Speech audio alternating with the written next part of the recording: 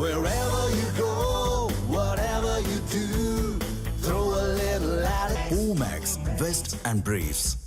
நடப்பாண்டு டிசம்பர் இறுதிக்குள் விண்வெளிக்கு ஆளில்லா ராக்கெட்டை அனுப்ப திட்டமிட்டுள்ளதாக இஸ்ரோ தலைவர் நாராயணன் தெரிவித்துள்ளார்.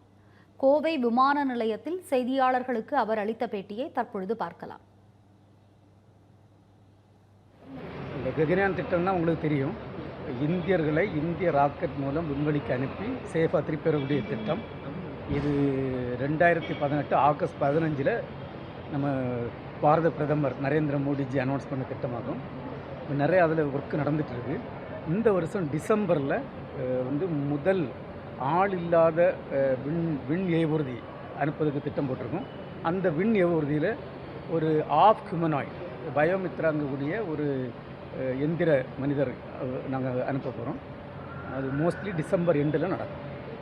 சந்திரயான் 4 இந்த இது சக்ஸஸ் ஆனதுக்கு பிறகு 2 ஆள் இல்லாமல் 2 ராக்கெட் அனுப்பிக்கிட்டு 2027 மார்ச் நாங்கள் ஆள் அனுப்புவதாட்டு திட்டம் போட்டோம். ககன்யான் அது எப்போ கூடிய வேலை முடிக்கிற பிளான் இருக்குல்ல, அந்த ஃபிக்ஸ் அதான் 2 ஆல்மோஸ்ட் ஃபிக்ஸட். ஏன்னா நிறைய வேலை இருக்குது. கிட்டத்தட்ட 1000க்கு மேலே இப்போ சோதனைகள் செய்யணும். அதில் ஒரு 80 to 85% இப்போ கம்ப்ளீட் பண்ணியிருக்கோம். Wherever you go, whatever you do, throw a little at it. Omax, Vest and Briefs. Run to Rise Seva Bharathi Tamil Nadu நடத்தும் மாபெரும் விழிப்புணர்வு மாரத்தான். சமூகத்திற்கு மாற்றத்தை தரவாரீர்.